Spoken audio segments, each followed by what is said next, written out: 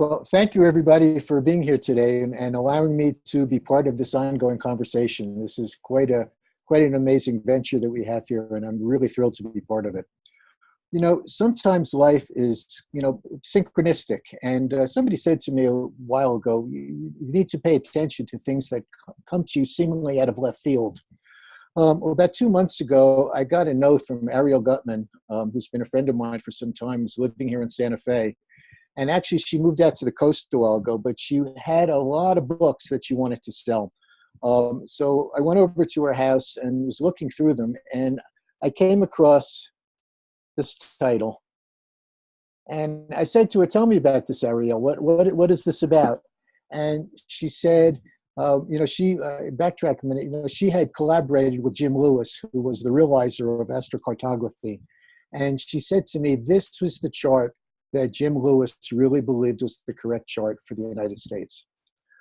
So needless to say, I read the book, I started to follow up on it, and I began to do some research and delve into it. And lo and behold, I kind of found myself going down a rabbit hole that I had no idea I was going to find myself in.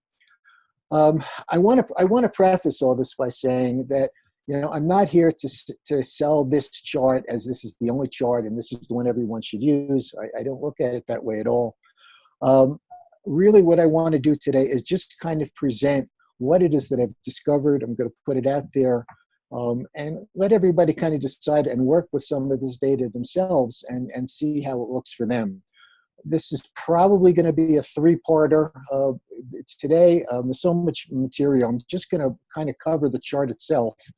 And I'm going to come back hopefully next week, and we're going to look at some of the correlations historically to this chart, some of the major events in U.S. history and how they correlate. And this is really what got me, because some of them are just, some of these transits are just remarkable. And then I want to look at what's coming up in the future, because this changes everything.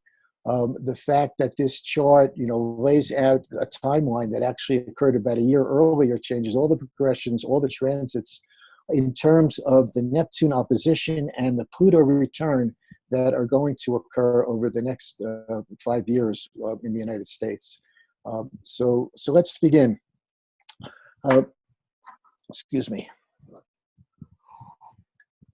There's been an ongoing debate for quite some time about which is the correct or true or accurate chart of the United States.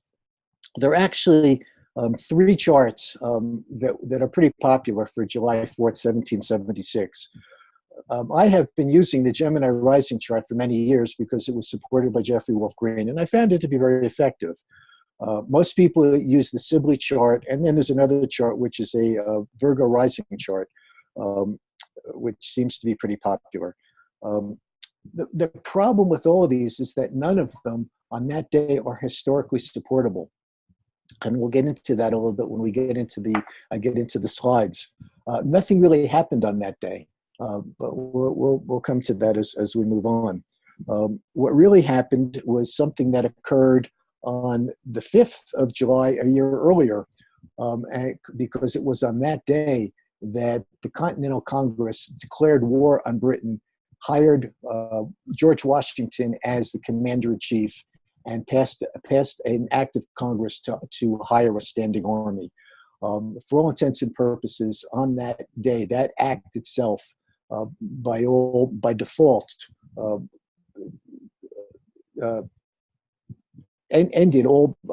severed all economic and political ties with the mother country, and also by default set up the United States of America as a sovereign entity.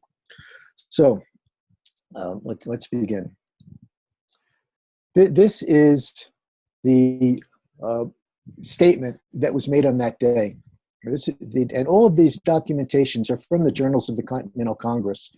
There are actually 2 or 3 different archives. There are the journals themselves, and then there's something that Helen Boyd called the secret journals of the Congress, which holds some additional information. But this is the actual wording of the missive that was sent to England.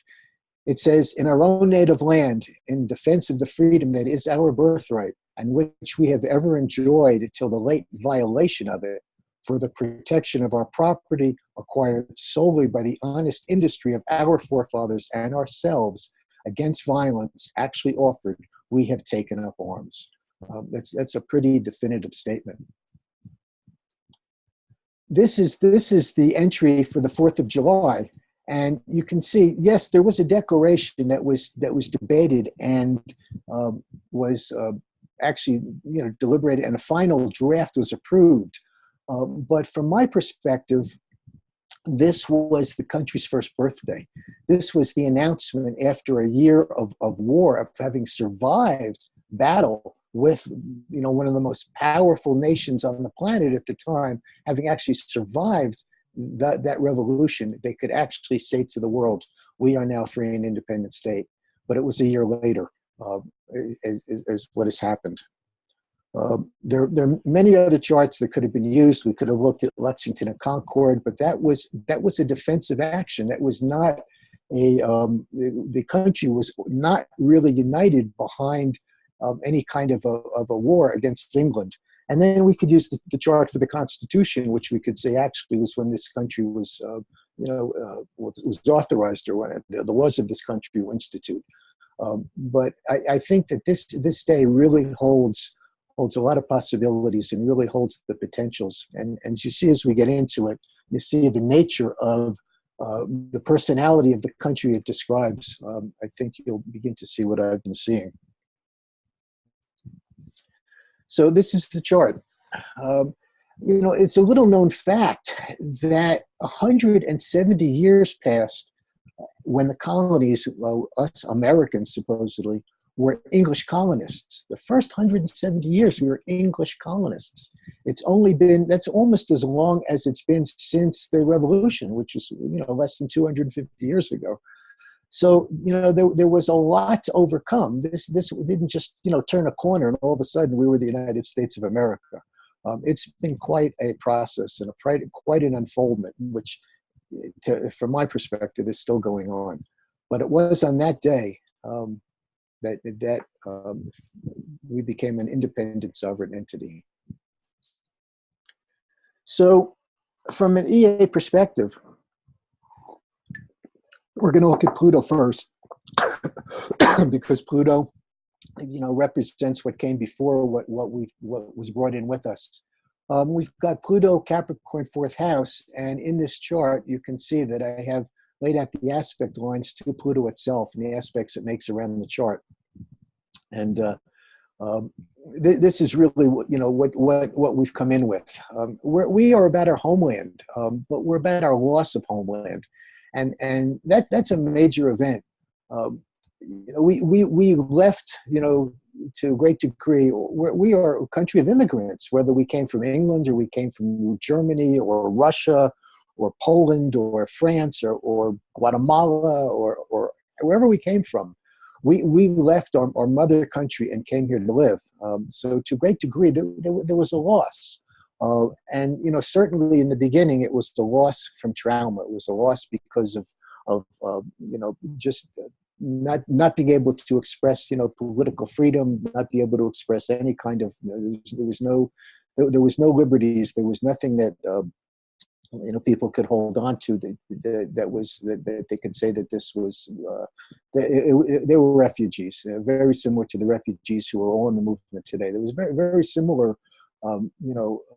History doesn't repeat, but it certainly rhymes. And there was a lot of movement and a lot of people, because of all the turmoil that was going on in Europe at the time of the 1500s. There was the Spanish Inquisition.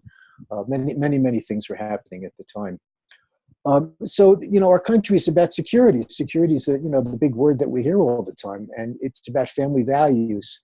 And it becomes nationalism. It's, the homeland is more important, that our country is better than your country, and we're gonna fight to defend it, and we're gonna spread our principles and our beliefs as far and wide as we possibly can. Pluto is retrograde in this chart, and again, that deepens the sense of loss. The retrogrades, are not a diminishing of the archetype at all. As a matter of fact, I hold to the idea that they actually intensify the archetype, because they deepen it. We go down, and we go in and back. It's certainly a deep assessment and a looking backward in order to understand where we've come from, and in order to regroup where we need to go. What really has come from all this is that we lost our home, so we're just going to take yours, and that really became the ethic of the explorers and the pioneers and those who came here. They saw the native inhabitants as primitive peoples, and they assumed that whatever they had was just there for the taking. It really comes from I lost my home, so you can lose yours. You just pass that along. There are crises, realizing our authentic self. There's the square from to Jupiter and Uranus, up in the ninth house. To really take that authenticity, that Uranian, becoming process of who we are, and to synthesize it and balance it out with what it is that the soul is intending to do. It's been a struggle, being pulled in different directions. There are too many factions, too many voices, saying this is where we need to go, and this is what's right, and this is what we have to do. We want harmony, we want balance, we want control, and we need to be the authority. And these are all very difficult dynamics to manage, because they don't all necessarily work in unison. We've got a Venusian chart here. Libra, this is 0 degrees of Libra rising. There's a magnetic and shadow traits of Aphrodite that really come through here. We've got a trine, an inconjunct to Venus, and it sets off all of these Venusian dynamics. We can be the role model, or we can be the jealous one, or the vain one, or we fall into each one of those patterns, almost in rotation. We're ready to fight. Okay. We've got all those trines to the ascendant, to Mars, Saturn, Neptune, our beliefs and our choices and our aggression, and our need to be the authority again. We're ready to get out there and fight. We meet the world with that Mars, Saturn. We meet the world as the authority, backed up by our military. We're critical of everybody else. We have something to say about it. Our way is the right way. But yet, we put on this Libra face of, we're very balanced and, peaceful, loving country, but we don't always meet the world that way. We have a power structure that's been built uniquely on, personal truths. Jupiter, Uranus, again, this square and trine from these ninth house planets down to Pluto are again, there's a conflict here to be able to, really ground what it is that we believe, and to have a single focus. And we're able to wound others. That Chiron out in the seventh house, again, squaring Pluto. We can be the healer. Like I said, we can be the role model. We can be the teacher, but we also can be the wounder. Very easy for us to wound. We need to learn a commitment to self and self-authenticity.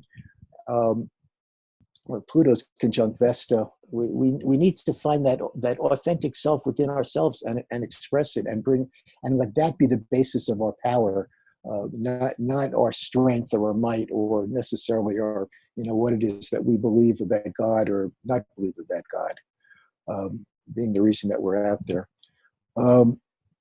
Certainly memories of past trauma and oppression,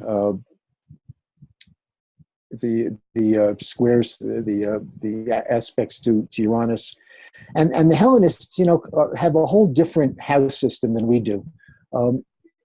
in Western astrology, in modern astrology, we look at the progression and we trace the house, the quality and dynamics of the houses, in this direction. The Hellenists went in this direction. They went up because this is the way that the sun rises during the day. And by the time you get around to this fourth house, this is the dark of night. This is the deepest, darkest place. And it literally is beneath the earth. And there's a subterranean quality to it, in traditional astrology that deals with hidden matters. And it is death. It is preparing for that return as we move through the last quadrant of the chart, this being the last quadrant coming around this way. So, when we talk about EA, we talk about conditioning, and certainly with the Pluto and Capricorn, conditioning is a major issue. So there are a number of major dogma or principles or ways of, worldviews that were responsible for the constellation of ideas and principles, and they came together, in the late 1760s and 1770s in our country. And the first of these was Puritanism. And this is righteousness and the sovereignty of God. It taught that God directed all things by exercise of his patriarchal will. And human beings, especially women, are often portrayed as just depraved sinners. Many of them were just burned as witches. God chooses who is worthy for salvation. I mean, the idea that God this goes back to, the kings and the pharaohs, I'm chosen by God. Somehow that there's a divine choice that's made, for a certain individual to be empowered. Everybody is pledged to a covenant. You must pledge to that covenant, and failure to do so, fire, brimstone, or worse. There's a really interesting documentary on Netflix at the moment, for any of you who have it, called The Family. This thing that we're talking about is unfortunately alive and unwell in America. With this whole idea that some people have been chosen by God to lead, that there's some divine providence that determines that one person is more special than another. It still pervades our culture. It's still here, folks. It hasn't left. So the second were the Conquistadors, the Hispanics who settled and explored the Southwest and the southern part of the state. And these were professional soldiers, and they were here strictly to look for gold and strictly to convert everyone else to their way of thinking. They wanted to spread Catholicism in the world. They were using firearms and cavalry against spears and bows and arrows. I mean, there was no way that the indigenous tribes had any chance. It was literally slaughter. And those who weren't slaughtered by the weapons were wiped out by the diseases that were brought here, because the Native Americans, the indigenous peoples of North and South America, had no immunity to any of these diseases and literally wiped them out. In the first 50 years of the settlements across the eastern United States, there was a famous letter that was written by a traveler who had gone back to England and came back after 2 or 3 years, and he came to the village where he had lived, and everybody in that village was dead. He was a Native American. Everybody who was in his village and everybody in all the surrounding villages, they just ceased to exist. They were wiped from the face of the earth. And the other thing that's a little known fact is that there weren't just soldiers on these Spanish galleons who came here. There were French and Italians and Jews seeking refuge from the Spanish Inquisition. These people became they created the oldest inhabited settlements in our country. Continuously inhabited settlements are here out in the Southwest. And there are families here that have been here for 500 years. There's no place else in this country we can say that. Yet Hispanic people are showing up at the border, and they're told that they're aliens, and they're turned away. And the third conditioning really is something that's a little bit more uplifting. What was Freemasonry? But it's, again, it's not a totally clean slate. This was gnosis. This is the idea that knowledge, we don't require an intermediary. We don't need a priest or some intermediary to intervene between us and God, that we have the ability to communicate, to receive, the divine personally through direct experience of God. And that spirituality is expressed through the medium of myth. And I think that as astrologers, we all practice that, to some degree or not, even if we don't realize it.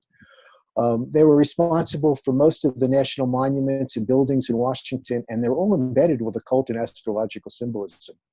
But the sad truth is that most of them had slaves. They were all slave owners. In 1776, there were 500,000 Negro slaves in the American colonies. That was 1/5 of the population. People don't realize that. Slavery is embedded in our culture. It's just part of who we are.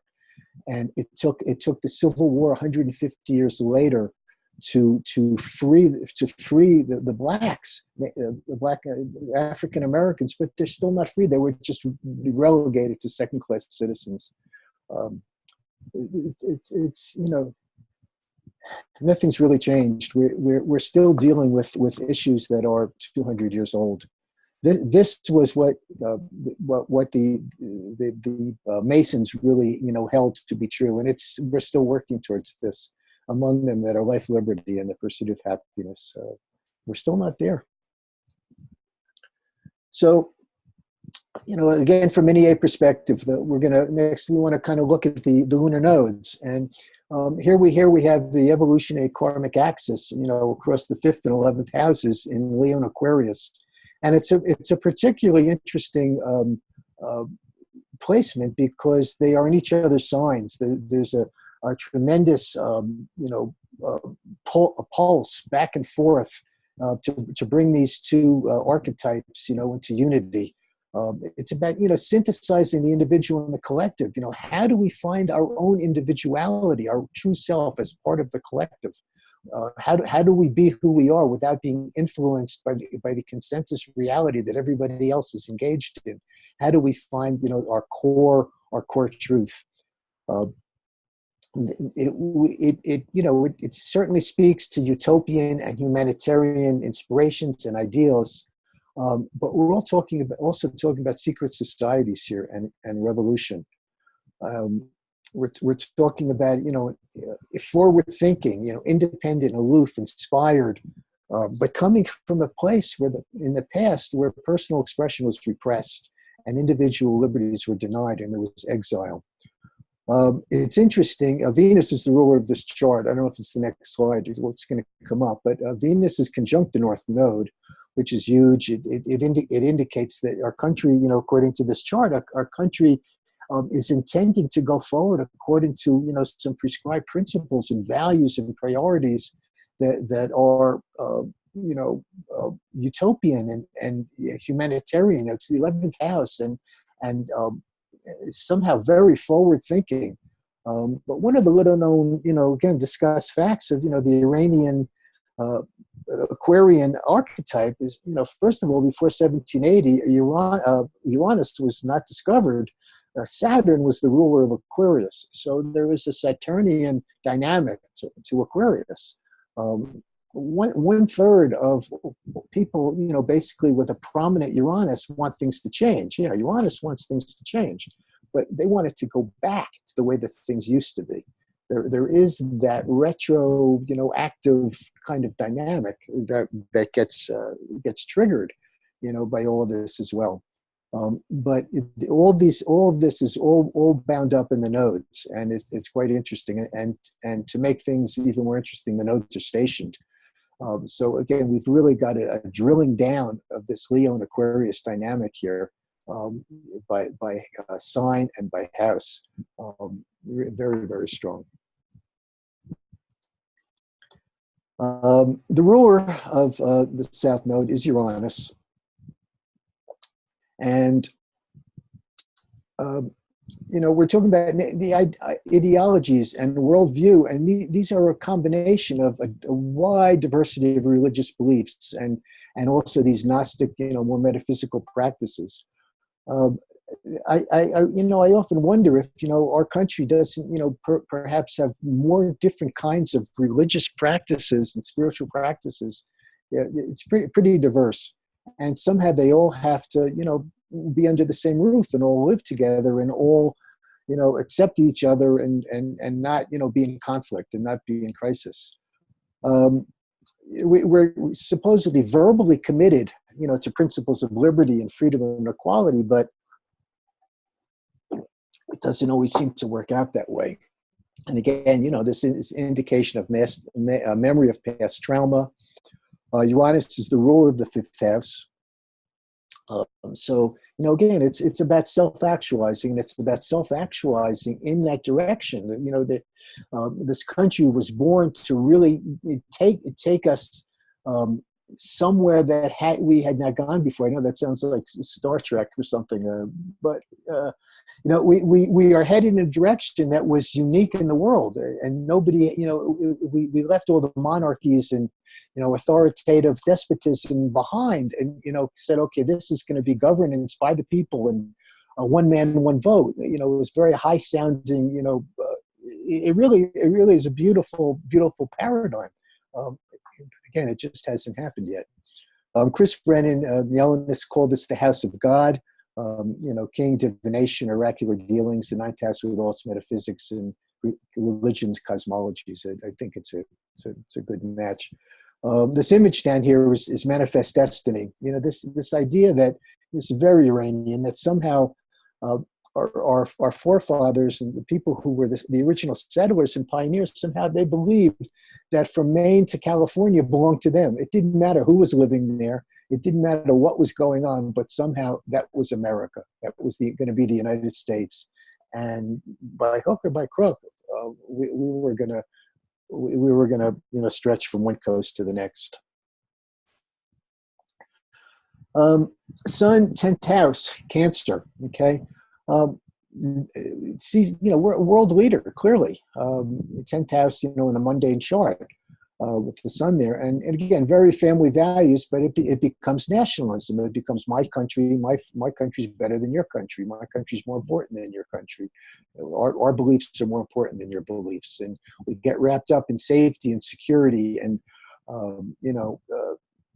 sometimes, Ben Franklin said it. Even at the time of the Revolution, those who would prefer security to freedom, deserve to lose their freedom. This again, it's been an ongoing discussion, an ongoing issue, the entire course of our country. I think that the 10th house, again, the Hellenists see this as this is high noon. We're right up there. When the sun is in the 10th house, everybody sees it. It's the midheaven, and we become that visible role model. We're out there. Look at us. We're the idealists. We want to, create this equality and this freedom, and this is what we tell people. But what do we really do? It also leads to isolationism. It's interesting that the sun is not only makes a single aspect. It's squaring the moon, which certainly is definitely a hard inconsistency, and only makes a quintile to Mars, and has no other aspects to Venus or Mercury. In the chart. So it's isolated from all the inner planets.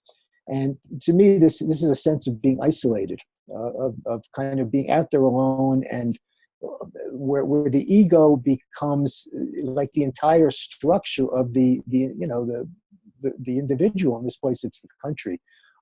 There's a total narrowing of the expression, that it just becomes about me and the world, and me. There's also crises from this patriarchal expression, and I see this I see this coming, from the Leo Aquarius, the Cancer Aquarius polarity, where we're just told, Pluto is not opposite. It's pretty close. It's only 1 degree off, but by phase, Pluto is pulling right against that sun, and that polarization and that the patriarchal control really is quite strong. Inner messages, heard or ignored, Ceres, Pallas conjuncture. I think it's really interesting, the second house. Um, Pallas informs us. She guided Odysseus home, in his 10-year journey, back from the Iliad, back from the Trojan War. She was the one who constantly engaged with him, and as a matter of fact, all of the heroes of the Trojan War as well. She's very engaged with mortals, and she informs us. She's the transformer, the octave transformer between Venus and Uranus in terms of the higher mind, lower mind. She is part of our inspiration, and I think that she accounts to a great degree about some of the very deep thought and principles that have emerged from our country. But there's this disconnect here. There's this kind of crisis where they're really not getting expressed necessarily as part of the persona. They're kind of they're a little off center here. It's not happening. Sun's the ruler of the 11th, so all of this energy is carried right back here into an Aquarian dynamic, including the ruler of the chart, Venus, and Mercury, the way that we express ourselves, and the way that we speak to the world. And again, that the house is the midheaven. It's that high point. The sun has risen, and here it is. It's high noon, and it's it's quite very visible and quite potent.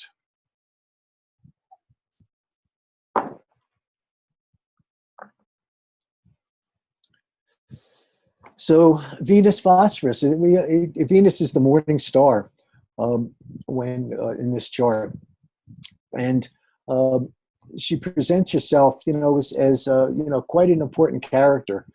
She is the ruler of the chart. She's conjunct the South Node. She's totally embedded in the chart, and in Leo, Venus in Leo, there's this tremendous potential for the aggrandizement of self-worth. And that's what Leo is. Leo is the greater than sign in mathematics. And the egos are so inflated that a pinprick will burst them. Well, our country very much falls into that category, and so it explains how we end up with a president like we have. It's the expression. It's the American attitude towards the world. That look at us, we're Americans. I've personally have experienced seeing Americans overseas acting this way. It's kind of embarrassing, to be sitting in a restaurant and seeing, just seeing your fellow countrymen act like complete fools. But it's what we do. It's who we are. Unfortunately, we are still quite immature in terms, on the world stage. We're only around for not even 250 years, and we trace our roots back to England and France, but Europe traces their roots back to the Romans and the Greeks, thousands of years ago. So we're just Johnny-come-latelys. We're the new kid on the block to a great degree, and we have not yet learned how to. We're kind of like a baby snake that really doesn't know the power of its venom. So the probable future evolutionary paths are communities built on principles of equality and humanitarianism. I mean, that's what we talk about. And hopefully, we have politicians who still hold on to that, and maybe we'll come back to it. It's my hope, and it's my intention. There's an ongoing process of self-actualized and often visionary individuation. We're magnetically drawn forward by the traumatic memories from the past. And the individuation process is, it's two-sided, because, just because somebody's individuating doesn't mean that they're becoming more conscious. They could become more angry. They could become more jealous. They could become more, and any kind of toxic emotion you can imagine, and just grow into that space and work with it.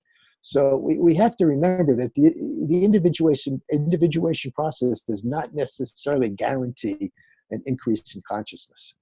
But what we're seeing here in this Venus Leo 11th house, this is the great American dream. These are our hopes and visions and what we're hoping for the future, or egalitarian governance and equality and the utopian vision. But it's also isolationism, as I said, that just that single aspect to winning into planet.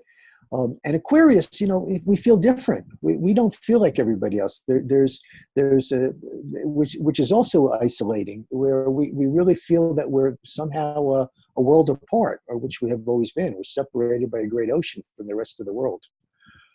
The Venus-Uranus square is, there are crises, between these myriad beliefs, and trying to find some kind of communal balance. And conflicting tensions between the individual expression and consensus necessity. I spoke to that, Venus and Pluto, where there's just this disconnect, between what the individual needs or the individual may want and what the consensus is directing us towards. We project ourselves as a role model, out there. That Venus Chiron, it's, we're at the, look at us, we're the teacher, we're the healer, we've got all the answers, we have all the magic, we have all the different kind of technologies. But, it's generally, again, we end up wounding as often as we end up healing. I spoke to, I said, I didn't say anything about, did I say anything about Regulus? No, Regulus is right there, again, on Venus and on the North Node.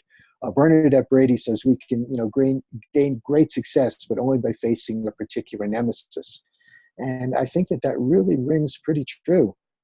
We have had a number of nemesis, in our 200 years, and but we've overcome all of them. And, I think this too shall pass. Chris Brennan, tells us this is the house of good spirit. It's friends, hopes, gifts. Regulus also speaks to gifts. So it's, all is not lost. So if we look at the ascendant, this to me is really, it's such a powerful placement. It's absolutely, this to me is what really said, this could be the chart. Mars conjunct Neptune, 12th house, Saturn in the first house rising, all conjunct, but an out of sign conjunction here. Mars and Neptune can really speak to certainly all the spirituality, all the religious stuff that's in our background. The way it's all been acted on, our choices, our priorities, the way that we present ourselves, the face that we show to the world.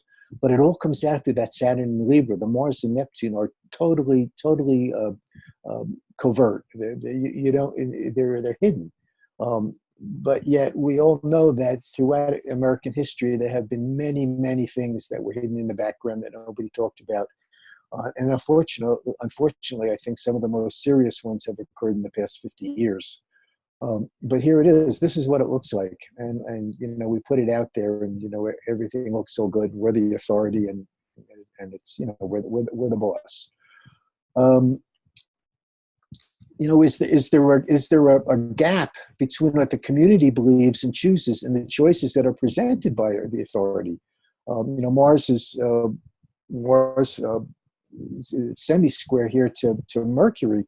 Are we really thinking and acting, in a coordinated way? It's like we think one thing and then we do another. And it's a balsamic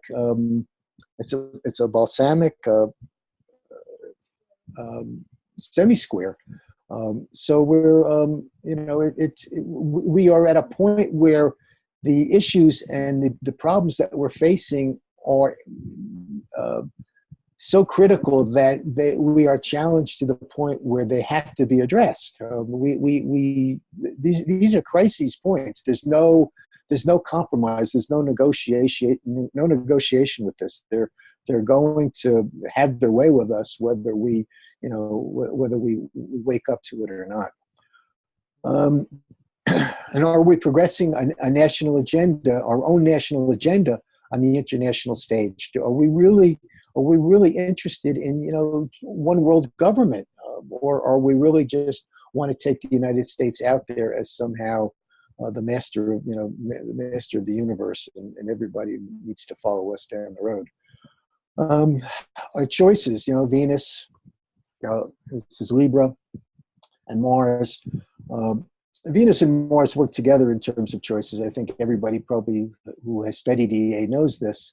Venus is the determinant of what's important to us and where our priorities come from. And these priorities and values are handed off to Mars, and they become the conscious choices that Mars will actually act on.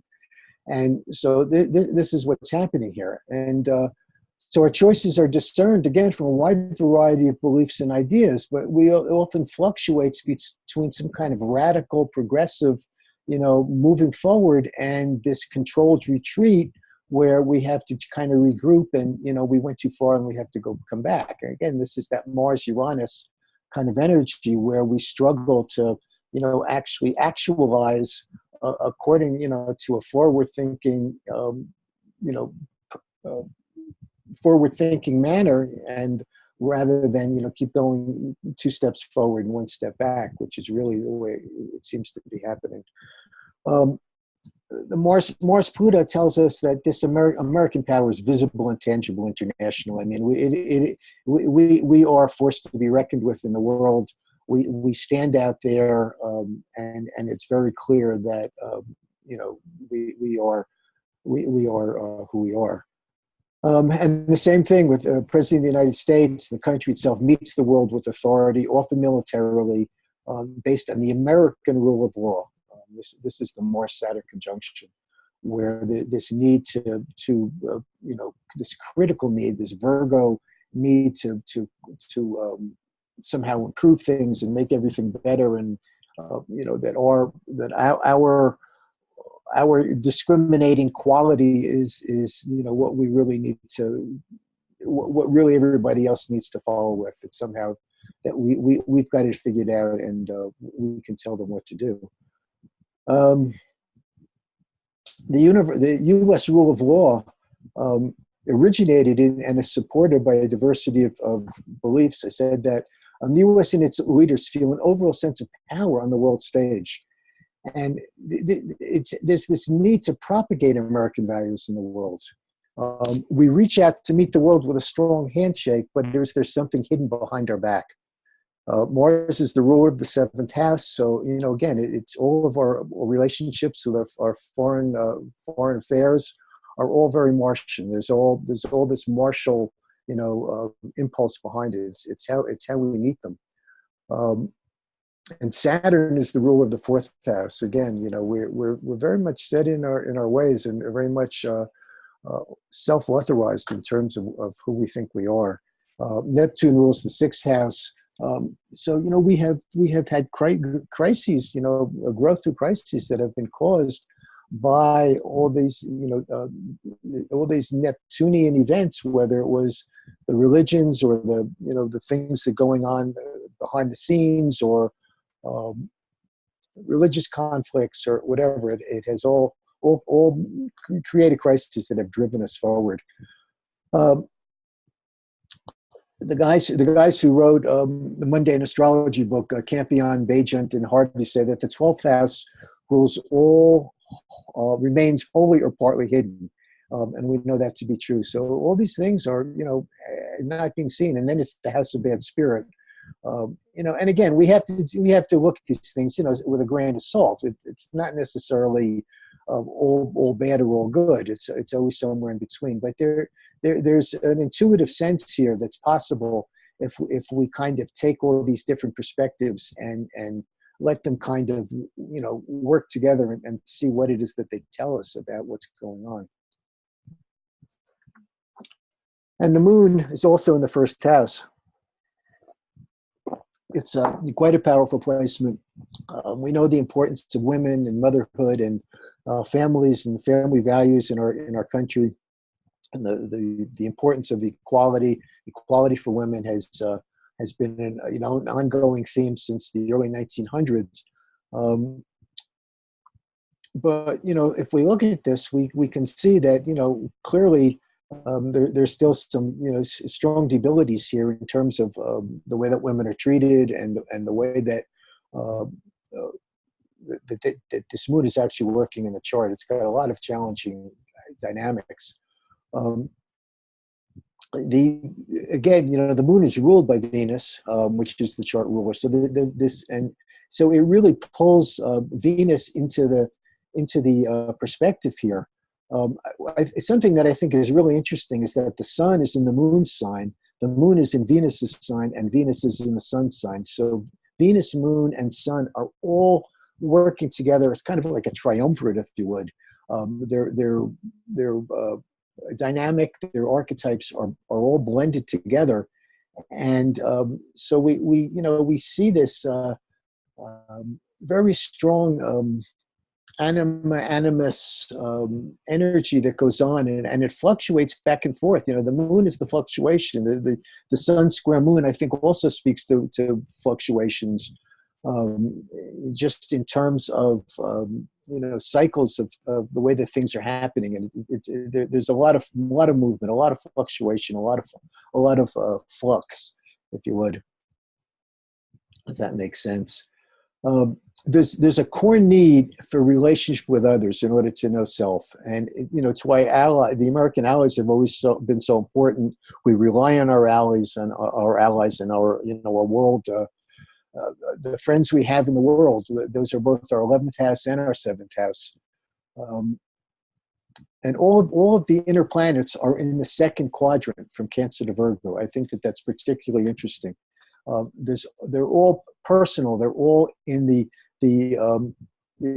second quadrant, where we're preparing for to be part of the social world. We're, again, there's an immaturity here in the archetypes, if you would. There's a childishness that I think exhibits both through Cancer and through the Leo archetypes, and all this movement, again, from Cancer through Virgo, where we're seeing the developmental process of a young country, if you would, of a young individual, of a young entity that's just finding its way.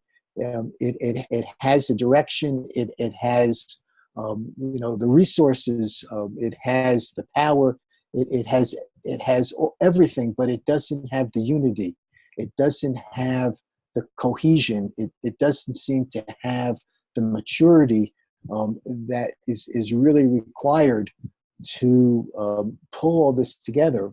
But from what I have learned in my short time on the planet, my few decades, that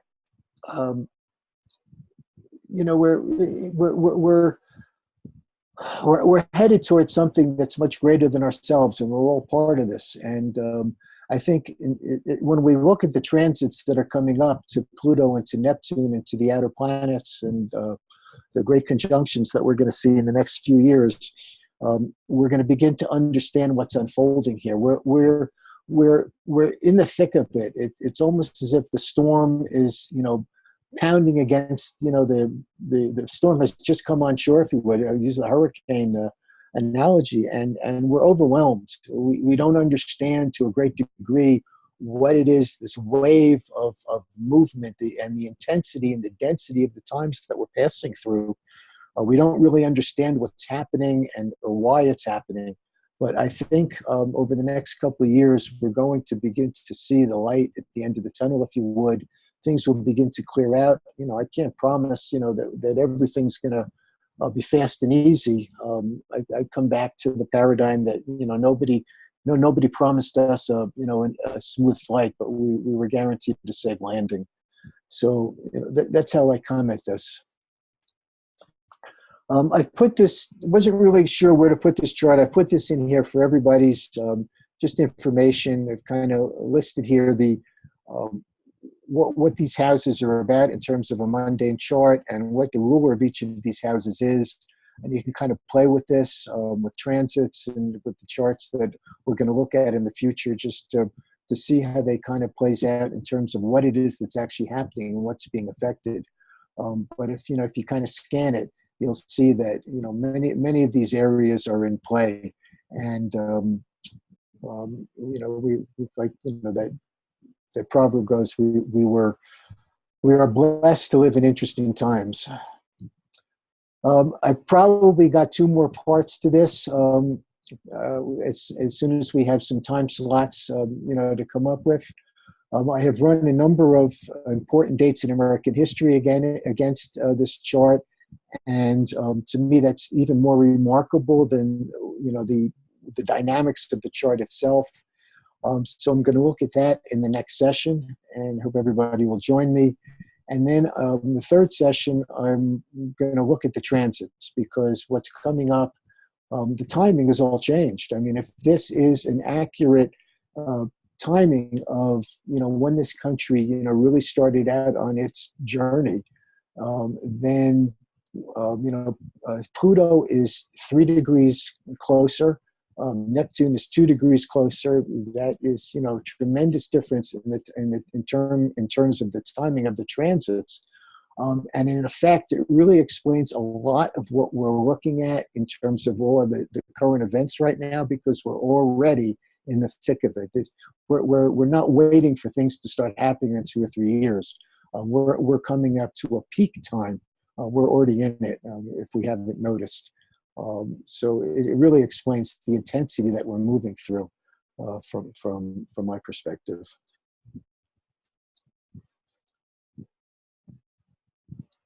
So that's what I have for you guys. I will open the floor up if we have time for any questions.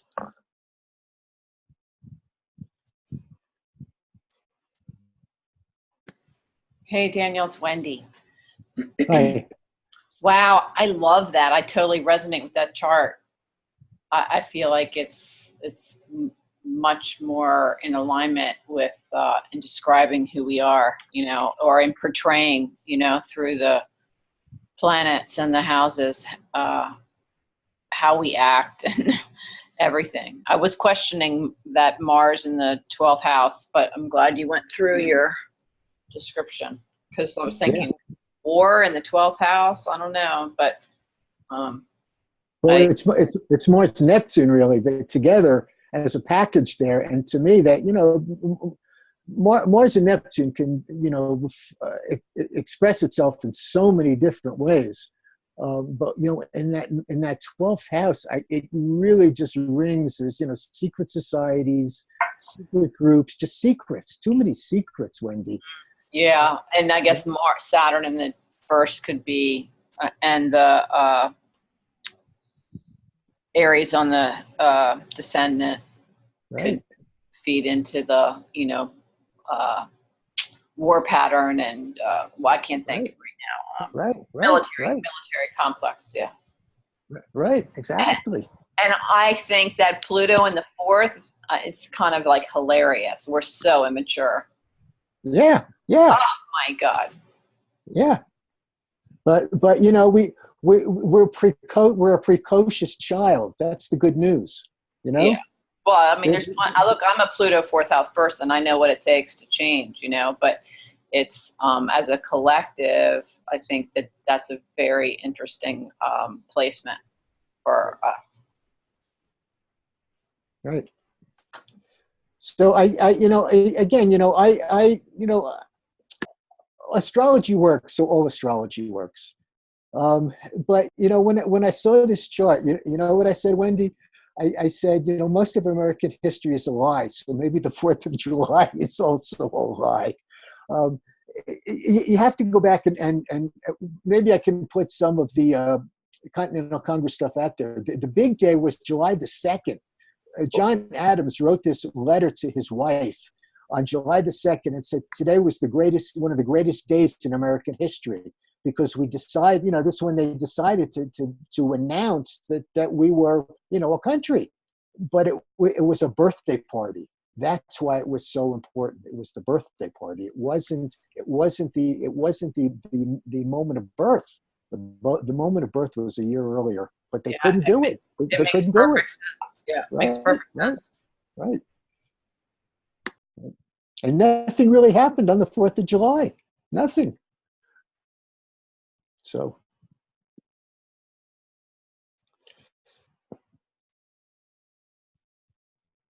that Mars in the 12th also be a lot of the hidden action taken under the guise of being the savior of the underdog, Absolutely. and righteous, being portrayed as righteous action when there was a hidden agenda to take over, whether it be somebody's land, somebody's resources, and so on, but it wasn't put forth as that, from the jump. And also to be the martyr, maybe 1 to 2, right? The Pearl Harbor, 9/11, where all of a sudden we, oh my God, look what somebody did to us, But yet, a lot of people say we did it to ourselves. So we could even say insanity, right? Pisces, Neptune can be insanity. At 12th house. Yeah. Yes. Insane wars and insane patriarchal structures, masculine, toxic masculine insanity. God how complex. How about an insane president? Hey, Daniel, could you go back to the chart? Sure. Thanks. Let's see how we can do this.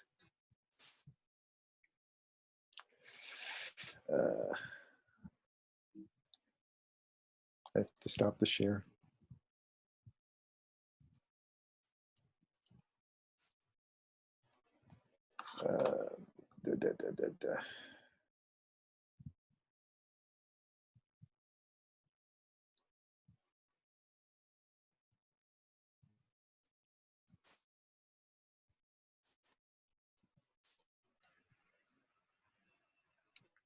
Oh.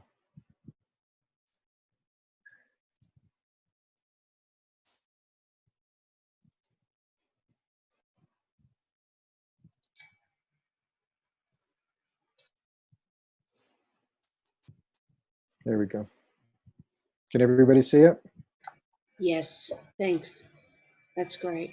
So do we have any more questions?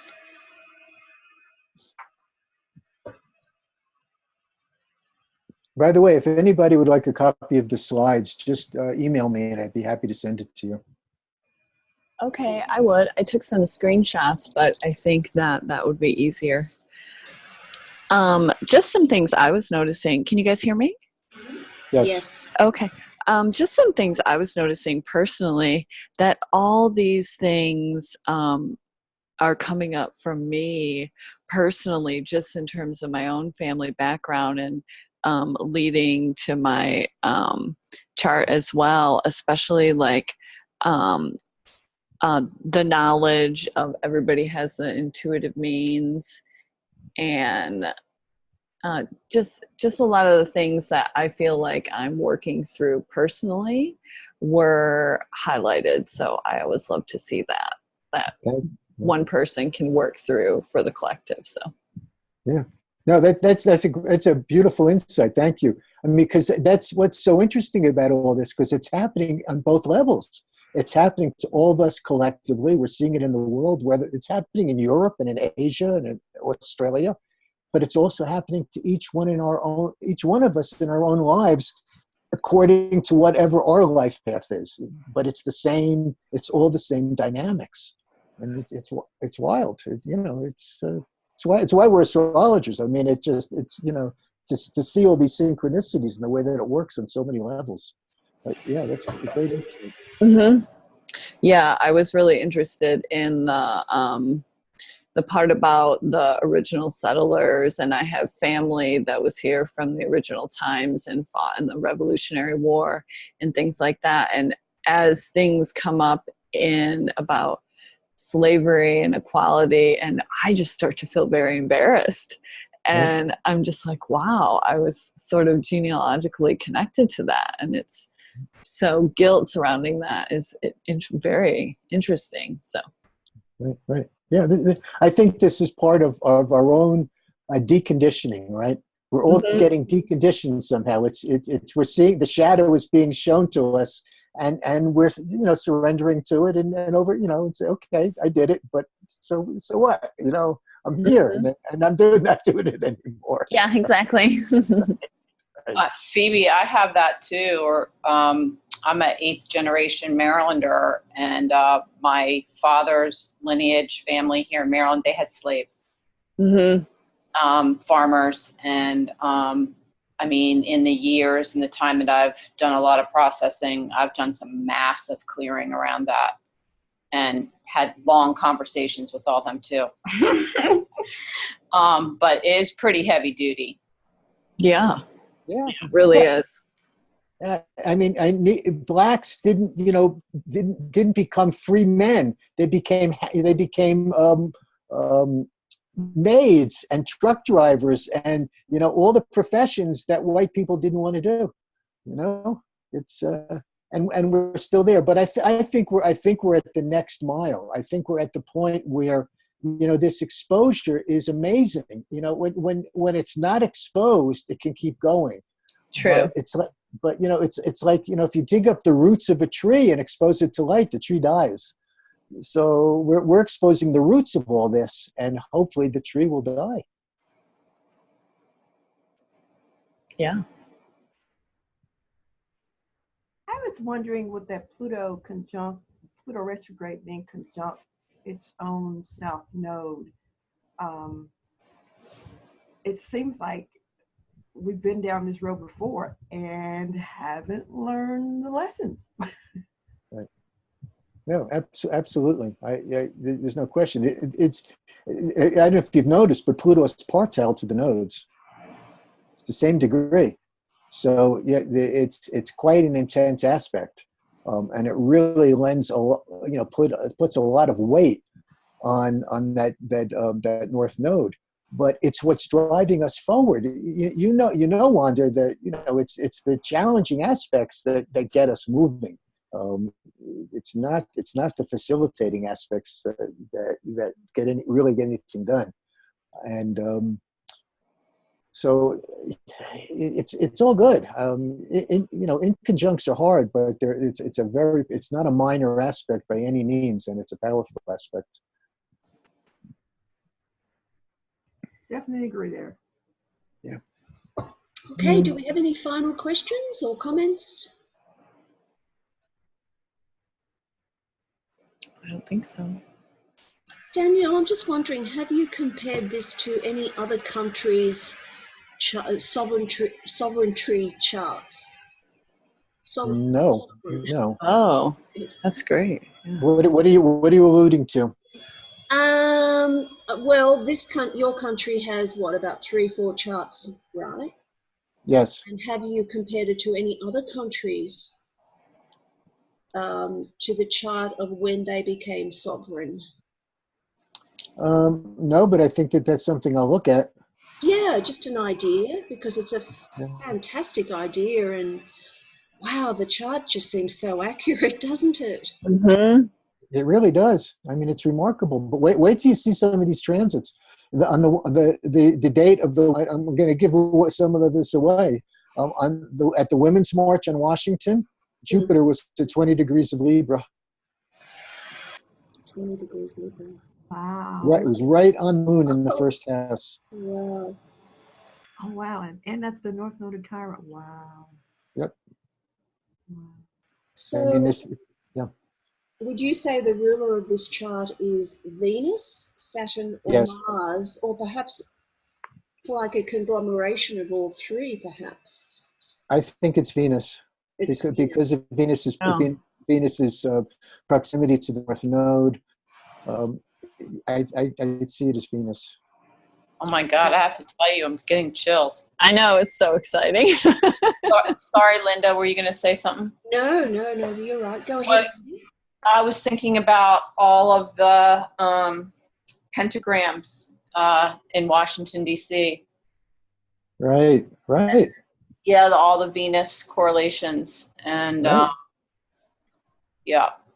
Daniel, how did you come up with this chart? Like, how did this fall into your lap, or did you discover it, or what? You must have gotten here late. I did. about 2 months ago, I got a note from Ariel Gutman, who's a friend of mine, lives here, and she had actually moved to California. Her mom died, and she was cleaning out her house here, and she had a lot of books. She said, you interested in buying any of my books? I literally I ran over there, and I picked up this book, and this one, and I said to her, wait, we can't see it because you're still sharing the screen, the chart. oh, hold on.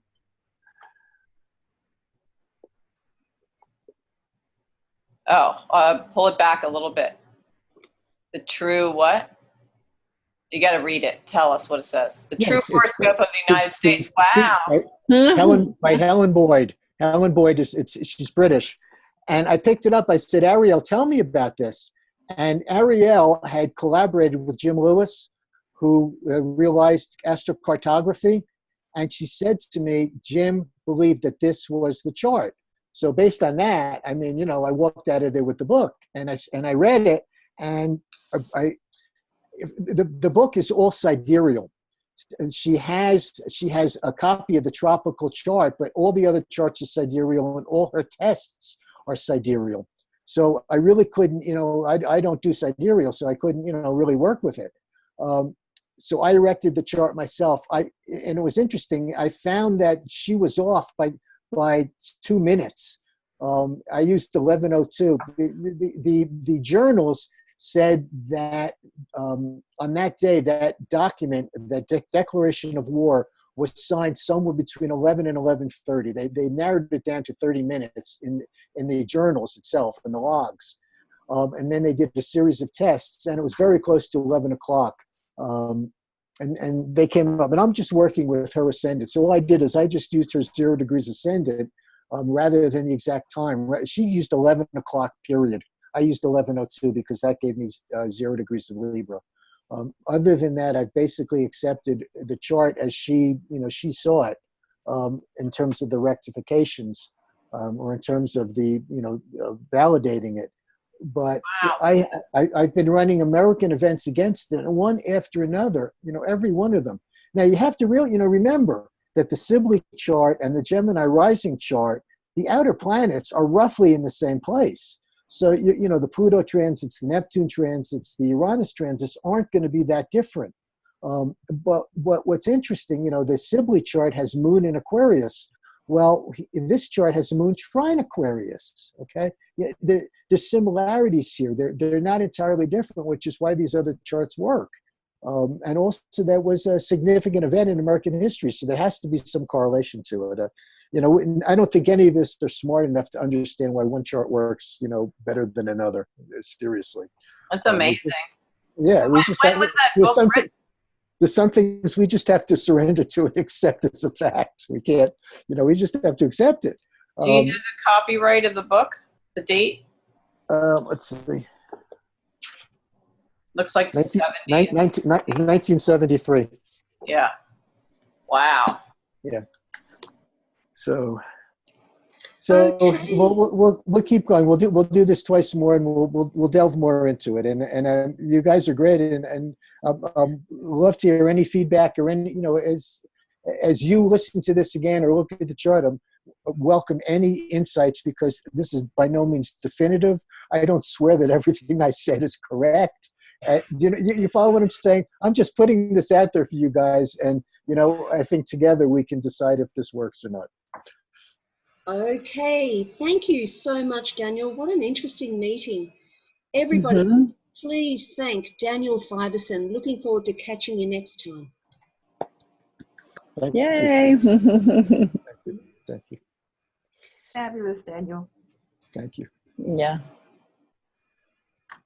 Thank you. Thank you. Thank you. All right.